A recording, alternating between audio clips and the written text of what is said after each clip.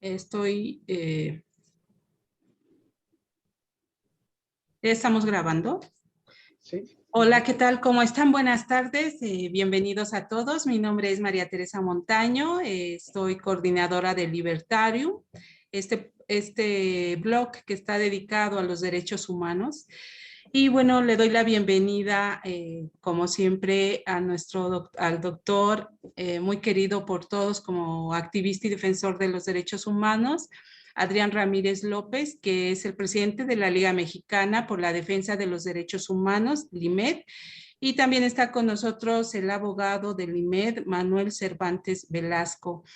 Y bueno, creemos que es importante retomar estas sesiones ahora con un formato de entrevista para hablar algunos de los temas importantes que están en el ámbito público y que muchas personas le están dando seguimiento por su importancia justamente, que es el tema de la amnistía, tanto la federal como la estatal.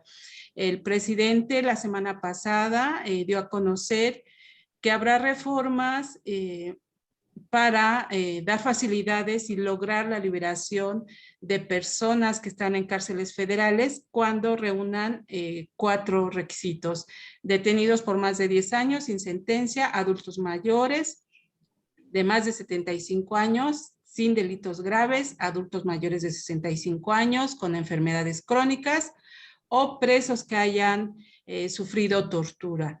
Entonces, en el ámbito estatal también hay temas interesantes y pendientes en cuanto a la amnistía del Estado de México. ¿Y qué le parece, doctor y abogado, si empezamos con este tema de amnistía federal? ¿Qué nos puede comentar, doctor?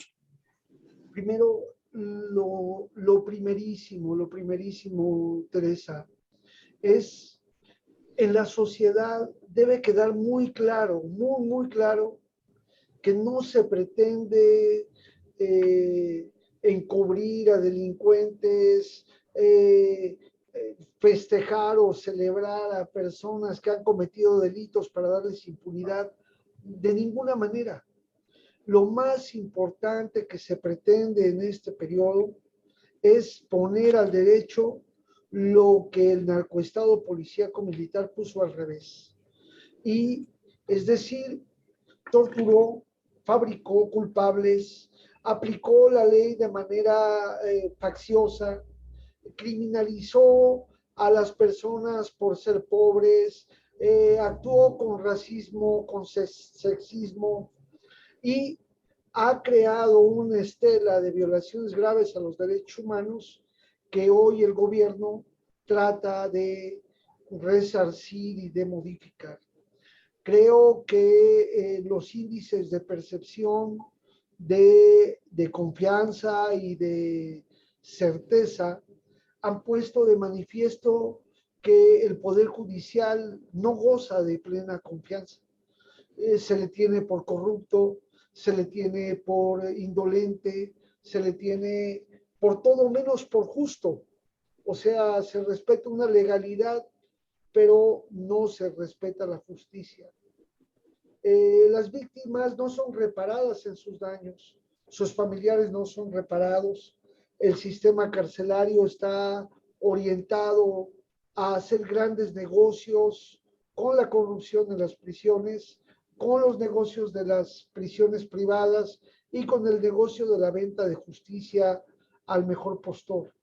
Esa es la realidad que vivimos inobjetable, y es por eso que hoy estamos intentando hacer un llamado a la sociedad en su conjunto para que entienda que tenemos que cambiar esta situación, porque eso no nos ha dado ni seguridad, no nos ha dado justicia, y si los delitos se han perpetuado, ha sido por un estado de cosas de injusticia que no ha permitido transitar hacia un espacio pacífico. Desmontar el narcoestado policíaco militar no ha sido fácil.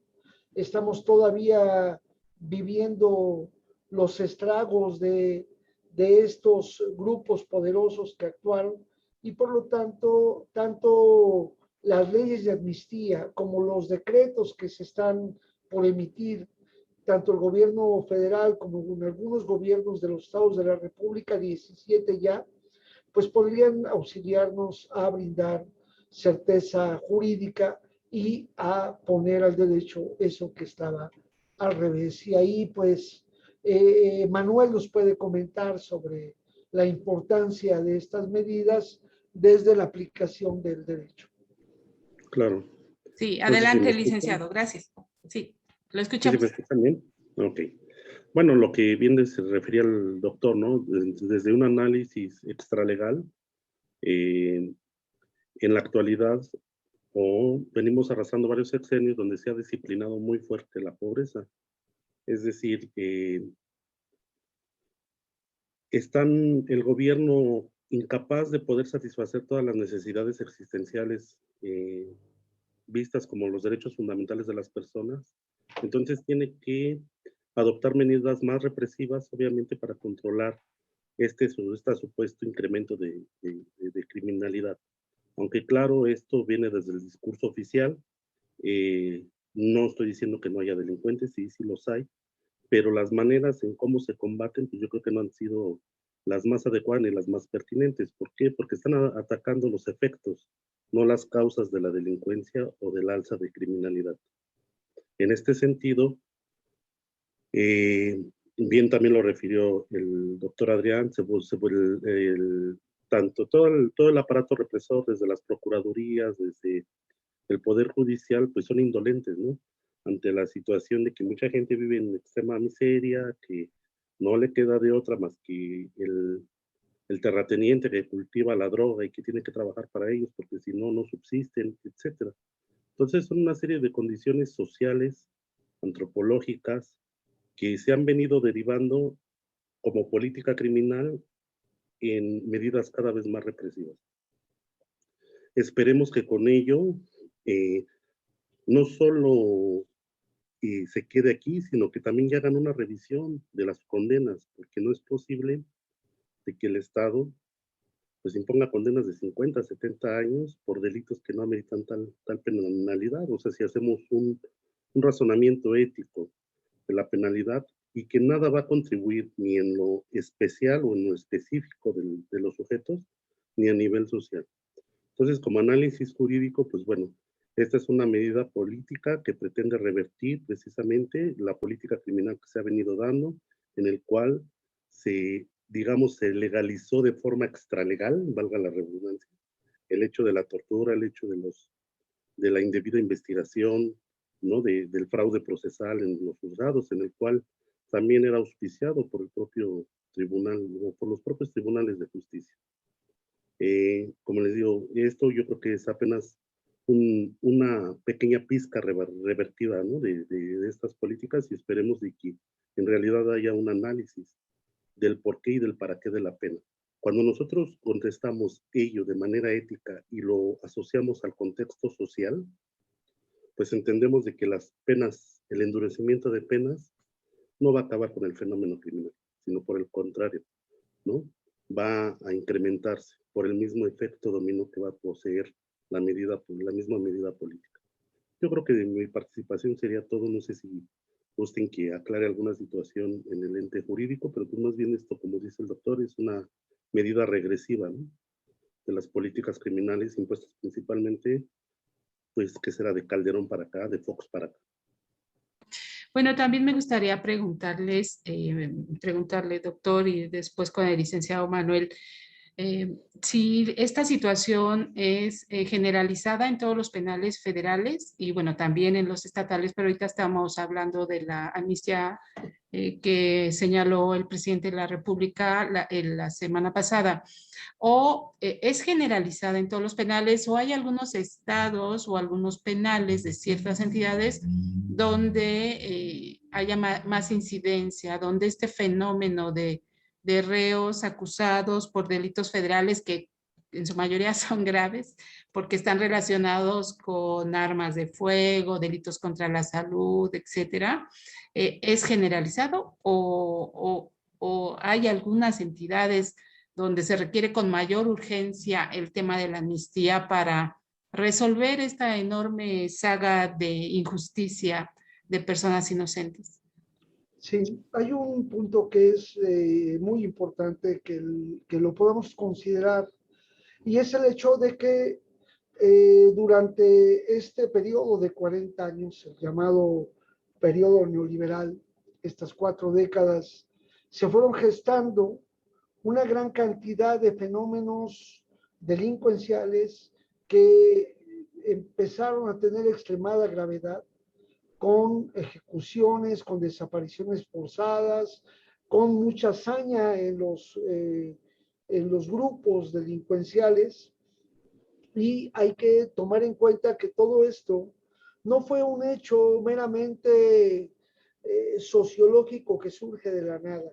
Es esa descomposición del Estado mexicano que llevó a la creación de estos procesos y fenómenos delincuenciales en donde se hicieron grandes negocios con la venta de equipos para la protección, de seguridad privada, de aparatos de intervención, de armas, de equipos, de blindados, etcétera. Es el gran negocio. Y además el negocio, pues, el negocio de, de la cárcel, de los juicios que nos llevó a esta situación. Entonces, durante ese periodo, se detuvo a un número muy importante de personas, miles de ellas, que se les fabricaron los delitos, que algunos pudieron haber cometido un delito menor o haber cometido un delito y le sumaron todos, o incluso en muchos casos personas a quienes se les fabricó delitos a través de una política que fue detener para investigar. Normalmente una policía debía de investigar para detener. Ellos detenían para investigar. Detenían a las personas, las llevaban a un centro de arraigo y una vez que ya estaban cautivas en el centro de arraigo, les era muy fácil inducir a testigos para que los reconocieran fisonómicamente, les reconocieran la voz y entonces muchos de ellos iban siendo liberados por el delito inicial por el que se les detuvo, pero al momento en que iban a salir del centro de arraigo, les venía una orden de aprehensión con todo ya muy armado para poderlos detener y de esto pues de manera prolongada. Creo que las medidas que están aplicando el gobierno, que pretende aplicar el gobierno, son útiles, pero se requiere de algo todavía más profundo. ¿Por qué? Porque a todos ellos se les vinculó con delitos que les llaman de sangre, delitos graves como secuestro, secuestro con mutilación o con asesinatos, situaciones muy, muy graves y que no es fácil desmontar eso porque las carpetas de investigación, por un lado, las averiguaciones previas en el modelo anterior, fueron elaboradas bajo esa lógica y con esas pruebas se fabricaron los delitos y no se le dio importancia al tema de la tortura. Quienes convalidaron la tortura fueron los jueces, los magistrados, los ministerios públicos, que veían personas que estaban lesionadas, que estaban afectadas, que dieron declaraciones, incluso acusándose ellos mismos y culpándose de delitos que no eran por los que le estaban deteniendo. Por ejemplo, detenían a una persona acusada de portar un arma o de portar droga, y en lugar de que la persona declarase en torno a ese delito por el que se le está deteniendo, él dijera, no, yo soy secuestrador y he participado en tantos secuestros, maté a tantas personas.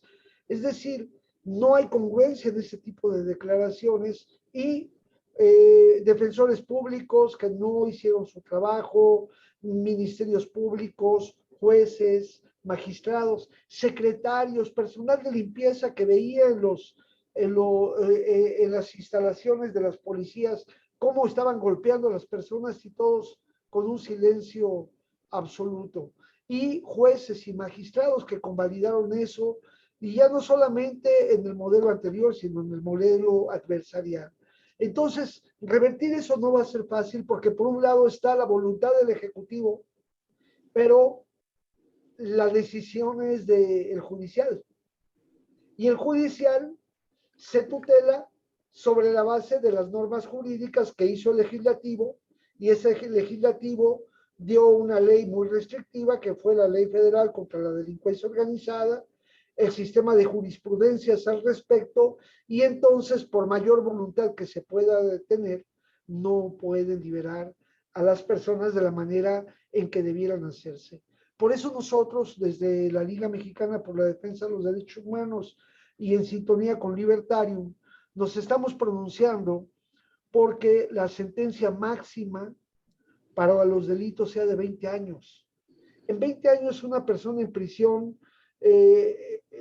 si en 20 años no se le logra regenerar o atenuar la capacidad delictiva, ¿qué sociedad estaríamos teniendo? O sea, en 10 años a las personas pierden patrimonio, relaciones familiares, en 20 años pierden salud y pierden la posibilidad de reconstruir su proyecto de vida. Y para nosotros como sociedad se convierte en una carga muy alta al erario porque, como vemos en los centros federales, un preso cuesta entre 3,000 y 6,000 pesos diarios por preso. O sea, lo que no se le da a una persona por fuera como salario, si le permiten a la persona detenerla y gastar 6,000 pesos diarios en lugar de resarcir el daño y resolver. Y hay casos tan absurdos como personas que están por secuestro express, robo a casa habitación, robo transporte, que el monto de lo robado es muy pequeño, pero el delito es grave y entonces no les permiten poderlos liberar. Ese es el gran drama de las personas. Invitamos a la gente que vaya a ver las filas que hacen en los centros penitenciarios para visitar a los familiares cuando no está la pandemia. Vean cómo entran las personas con sus bolsas de comida, con tantas y tantas cosas, que es una pena agravada, se convierte en una pena trascendental porque no está solamente la persona presa, sino también sus familiares. Revertir eso y buscar la manera de que se pueda reparar los daños, que las personas que fueron violentadas en sus derechos por alguien que cometió un delito en contra de ellos, pues reparar el daño es lo más importante. Y claro, cuidar que aquellas personas que verdaderamente han cometido una conducta que necesite privarse de la libertad de la persona, pues se les dé.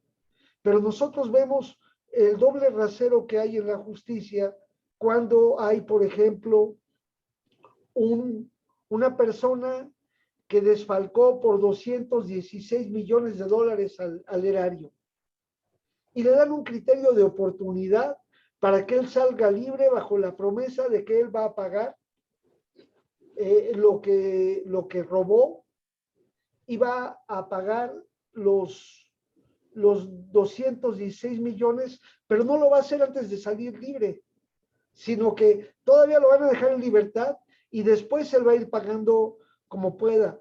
Y simplemente, si ese dinero él lo tiene a plazo fijo, ¿cuánto dinero le devenga por el año que ese dinero esté ahorrado? O sea que aún así sigue ganando esa persona.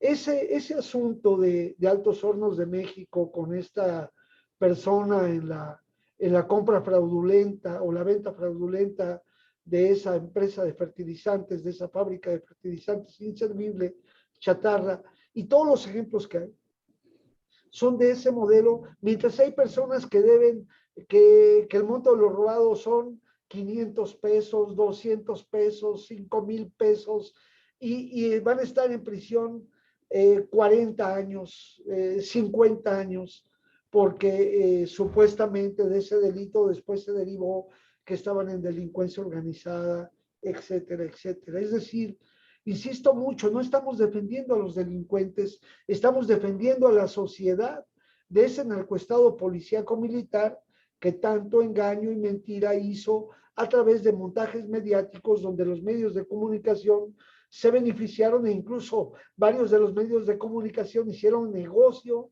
al invertir en prisiones para poder justificar ese estado de cosas en este gran negocio del dinero, la libertad, la justicia y una legalidad que no es para nada lo que merece nuestro país.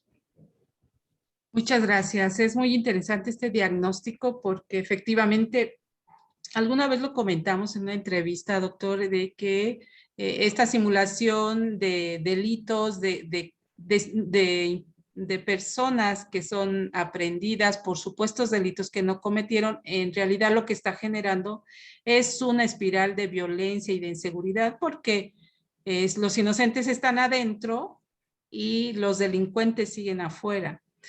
Entonces, sin duda va a ser súper importante que aparte de la amnistía, el país se encamine a una reforma, ¿no? Una reforma de todo el sistema de procuración de justicia que va a implicar una enorme reforma, tanto en el nivel judicial, en el nivel de códigos penales, etcétera. ¿Qué nos puede comentar usted, licenciado Manuel? No sé si quisiera abundar en algo más sobre estos puntos.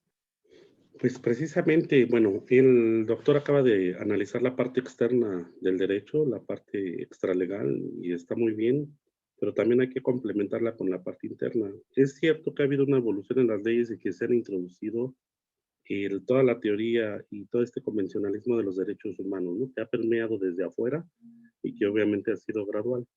Sin embargo, voy a proponer llamar contradicción a la aplicación de situaciones lógicamente opuestas en un mismo contexto. Y eso es lo que ha pasado incluso con nuestra propia Constitución. Dice el artículo primero que todas las autoridades en el ámbito de sus respectivas competencias tienen el derecho de proteger, tutelar, respetar y garantizar los derechos humanos. Pero después nos vamos al 16 constitucional y dicen, bueno, está la presunción de inocencia, pero si el Ministerio Público quiere imponerte un arraigo, lo va a imponer. Y entonces va a haber toda la tortura y toda la barbaridad que se puede haber. Entonces, ¿cómo puede ser que dos figuras que lógicamente se contraponen estén incluidas en un mismo texto? Y máxime que es la parte dogmática y la parte más sensible hacia el derecho individual de la sociedad mexicana. Entonces, cuando nosotros quitemos toda esta serie de contradicciones, toda esta serie de aporías que da pauta al decisionismo de la autoridad para decir a quién se tortura y a quién no, amparados bajo la máxima norma, en ese momento la situación, por lo menos jurídica, va a volver a normalizarse en un estado garante. Mientras, pues ahorita tenemos la facha de un estado garante, pero con un fondo obviamente aterrador. Realmente los que estudiamos la sintaxis y el contenido, la semántica de la construcción normativa en la actualidad, podremos ver infinidad de leyes especiales. Y esas leyes, en su parte técnica, pues causan terror, causan miedo. Tal vez la persona común no las comprende, no las entiende, pero uno que constantemente convive con ellas, realmente tanto para la defensa o para la justicia misma, pues queda atada de mano, ¿no? Al arbitrio y decisión del operador jurídico que le corresponda aplicarlo o sancionarlo, ¿no? En el caso del derecho penal. Básicamente esa sería mi aportación. No sé si existe alguna otra inquietud. No, pues muchas gracias. Quizás también preguntarles a ambos, y creo que ya también a usted se lo había preguntado, doctor, en alguna ocasión, ¿tienen una idea de qué porcentaje de la población penitenciaria enfrenta el tema de la fabricación justamente de cargos y que por eso está recluida? ¿Tienen alguna idea de qué digo, para darnos una idea de la dimensión del problema? Más o menos hay un aproximado de unos 15,000 personas que entrarían directamente en estos modelos de beneficio. Pero es mucho más grande la cifra. Es mucho más grande la cifra porque las normas jurídicas no permitieron una adecuada defensa. Las normas jurídicas convalidaron declaraciones donde el defensor público hizo nada. Incluso defensores particulares no hicieron el papel que debieran hacer para la defensa de una persona, y entonces se ha sentenciado por errores en las técnicas jurídicas. Y lo otro es que hubo detenciones masivas de personas, o sea, casos en donde detenían 8 o 10 personas y todas ellas con una misma declaración, pues los podían llevar primero a juicio y después a sentencias y después a nuevos expedientes que les iban armando, porque en el deseo y la necesidad de dar impunidad a los equipos de este narcoestado policíaco militar, pues entonces a ellos les cargaban los casos, les cargaban las, los delitos, y eso fue un número muy, muy grande. Eh, Creo que aquí hay que tomar en cuenta varias cosas. Primero, las acciones que durante la pandemia se intentaron fueron ineficaces. O sea, estos dos llamados que hicieron tanto la ONU como la OEA para que se liberaran las personas, sobre todo aquellas que tenían posibilidades de tener una mayor gravedad respecto a los efectos de la pandemia, no se logró la libertad de ellos. Hay que tomar en cuenta que hay personas que están presas y ya son inimputables porque han perdido de tal manera la salud que ya no tienen la vista, que han perdido la deambulación, que han perdido la capacidad incluso de memoria, etcétera, etcétera, ceguera por diabetes, amputaciones. Esas personas pues ya debieron de haber salido libres desde hace mucho. El uso de los brazaletes, el uso de los mecanismos y penas alternativas a la prisión no se establecen con regularidad, e incluso el Poder Judicial es omiso, negligente e irresponsable para otorgar beneficios a quienes ya tienen beneficios de ley. O sea, les niega los beneficios y entonces eso mantiene a las personas en prisión. Hay personas que tienen más de 10 años sin sentencia. El número es muy importante. Claro, algunos de ellos fueron sentenciados, pero el amparo para efectos repone el procedimiento, devuelve la causa y se abre nuevamente a una sentencia nueva. Por eso también mencionamos que el amparo para efectos es una preservación o perpetuación de las violaciones a derechos humanos, porque si hay tales irregularidades, el juez, el magistrado debiera dar la libertad lisa y llana por todas las irregularidades. Y no solo eso, sancionar a los responsables de haber permitido que se presentaran esas irregularidades. Ese es otro de los elementos. Personas que tienen 75 años, que fueron víctimas de tortura, que tienen protocolo de Estambul positivo. Bueno, hay miles de esos, pero hay otros miles y tal vez más que los que ya tienen protocolo de Estambul positivo, que ni siquiera les han dado el derecho a hacerles el protocolo de Estambul.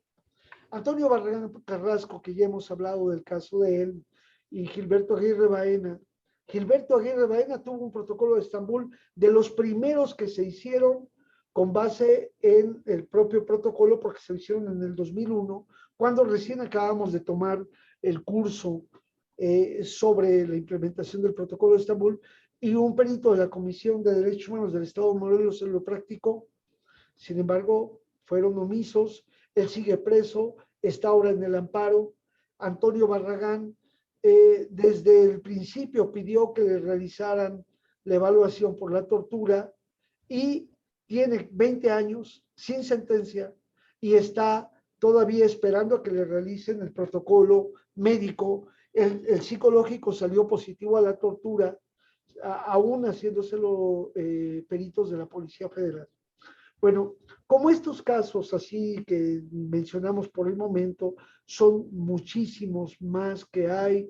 Y qué bueno, María Teresa, que has tenido la voluntad de que en los próximos días vayamos presentando estos casos para que la gente los conozca, para que la gente sepa que a quienes estamos pretendiendo beneficiar, pero que entienda la gente que estamos beneficiando a la sociedad mexicana, que estamos beneficiando al país en su conjunto para darnos certezas jurídicas y para que en prisión estén quienes deban de estar y libres aquellos a quienes se les fabricó delitos.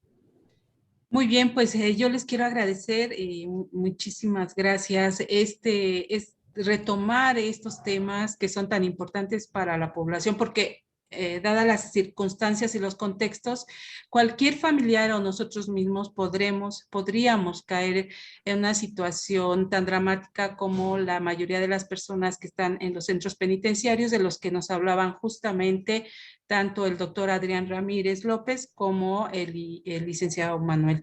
Les agradezco muchísimo, les pido a nuestros seguidores del Libertarium que estén pendientes. Efectivamente, vamos a hacer una saga de estos casos para que los conozcan, para que nos ayuden a difundir, porque es un problema que nos atañe a todos. Les agradezco mucho y les invito a que se mantengan pendientes y muchas gracias, el licenciado Adrián Ramírez López, el licenciado Manuel, doctor Adrián Ramírez, presidente del IMED y licenciado Manuel.